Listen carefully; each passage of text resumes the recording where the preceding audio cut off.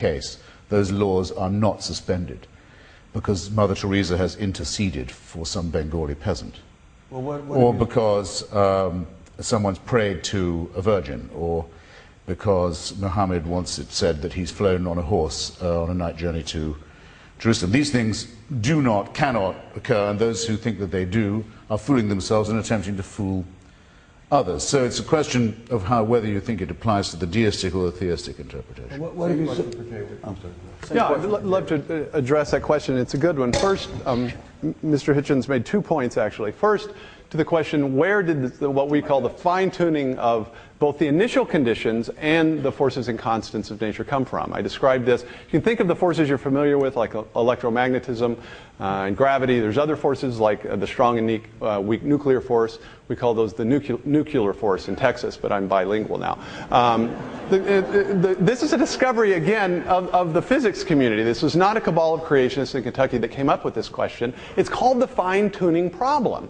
And I think it's a legitimate question precisely because we know the universe had a beginning. Now, it's simply nonsense to say that saying that it's the result of design is an infinite regress. Because the point is this. We have competing hypotheses. Is the material universe the fundamental reality, or is there a personal cause to the material universe? The claim is not that everything has a beginning in its existence. Every worldview has a fundamental resting point in explanation. Every worldview needs and wants some necessarily or eternally existing reality. Now, the materialist of the 19th century could simply say it was the material universe. That's now off the table. The material universe is a crummy candidate for ultimate explanation precisely because it has a beginning. God, or a designer, is not in the same way a crummy explanation because we would posit that God is the necessarily existing thing, whereas we know empirically that the natural world is not. So the infinite regression argument fails.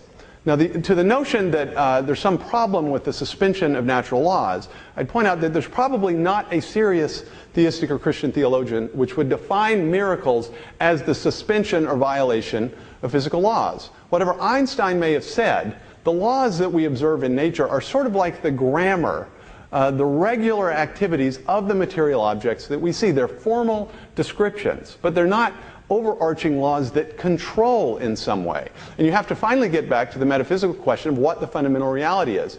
If theism is the answer to fundamental reality, if God is the ultimate reality, then the laws are simply a reflection of what the natural world does regularly. But just because, for instance, I drop a pin or throw a pin in the air and then catch it, right? Have I violated the law of gravity because I stopped it from dropping to the ground? Oh, come on. No, of course not. Why not? Why not? Why not? It's a serious question. Why? Because the laws of physics that we talk about are generalizations. They're sort of, if everything stays the same. They don't violate agent causation in the human case, and they certainly would not violate the freedom of the God who called the universe into existence to act freely in his universe. The image of God is a blind watchmaker that set things up and should most appropriately have left it to wind down on its own is a deistic metaphor. The theistic metaphor would see God in the material universe as like a gardener who creates his garden and then chooses to tend it. Now, it's of course a separate question of whether we can detect this or whether God normally acts in the material world in some way that it's undetectable. But there's nothing incoherent or contradictory or unscientific about the basic theistic view, once you understand what it means to speak of a physical law. I have a sense that Christopher has a response. Well, if I may, it would take the form of a question, and I'll tell you why, because I know it's Ben and Michael's province to ask questions, and you can say that it's not mine if you wish, but you can, I think everybody here knows now, must have guessed roughly what I think about religion. But I don't know what you think about it. Okay, for example, I don't, and this happens to me all the time. I sometimes say to Christians, so you say you're a Baptist? Yes. So you believe in Calvin and predestination? I didn't say that. I thought you said you were a Baptist. No, not exactly. No. I want to know from you. Do you believe that Jesus Christ was born of a virgin? Yes. Do you believe he was resurrected from the dead? Yes. Do you believe that the Prophet Muhammad took a night journey to Jerusalem on a horse? I don't know. You don't know? You're open-minded on that. I just don't know. Do you think that a God made a covenant with just one people, the Jews, at Mount Sinai? I think he made a covenant with the Jews specifically, as it says in the text, to bless all the peoples of the earth. Yes. I rest my case. I rest my case. Right. I am an admitted Christian. I rest my case.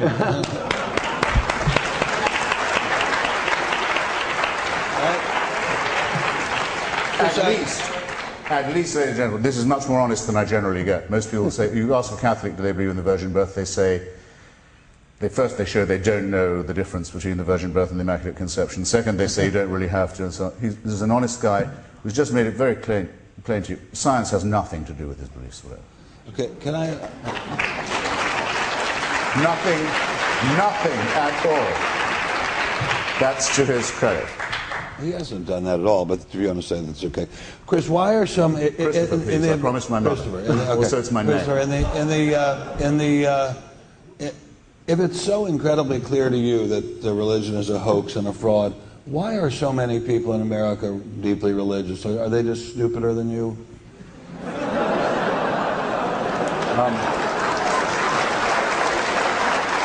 Well, again, I'll take your question in reverse order, if I may. Yes, I think I am smarter than most people in the United States.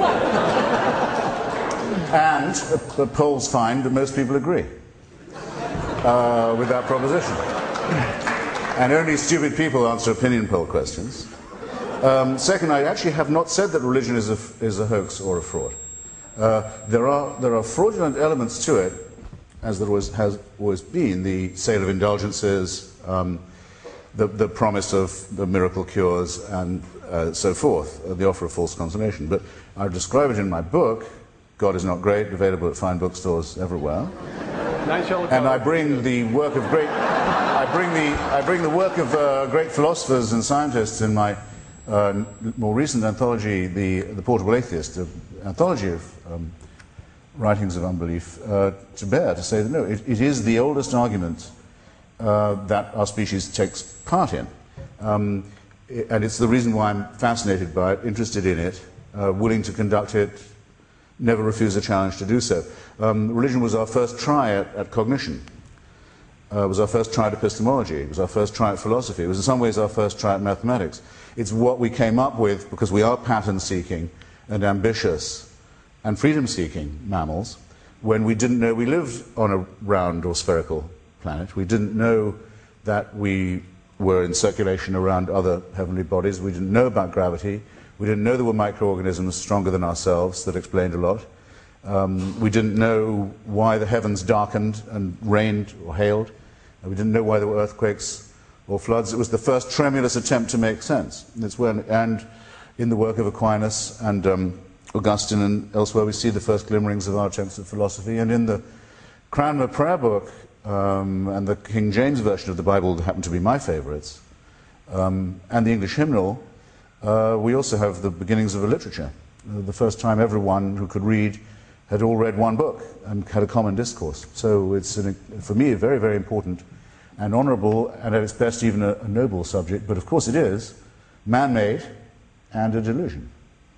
And it is used by wicked people to exploit the credulousness of innocent people to create not an eternal life or a life of freedom in another world, but a real, actual, material, secular dictatorship now claimed by people who have the arrogance to say that they themselves are acting in the name of God. And that's why it has to be opposed. So Richards, I'll let you respond to that, and then I have a question for you. Okay, my response, I want to make clear that this actual subject of the debate is the question of atheism versus theism and not the question of any specific religion. Obviously, theism manifests itself in some particular form, in Islam or Christianity or Judaism, but that is in fact a separate subject, and so I prefer to restrict my comments to the subject of the debate itself. Is that the wrong way around? I'm sorry, because that's why I mentioned all religions to you instead of just one. Right, and I do not think, and I think we probably agree on this point, that the simple prevalence of a particular religion in a society is any particular mark for its truth or falsehood. There are perhaps, a billion Buddhists in Asia, over perhaps a billion Muslims around the world, and over a billion Christians. So I don't think simply the numbers answer finally the question of the truth of one or the other. And I think that the reasons and the basis on which we decide a more philosophical question, such as atheism or theism, are separate. This has always been the case in the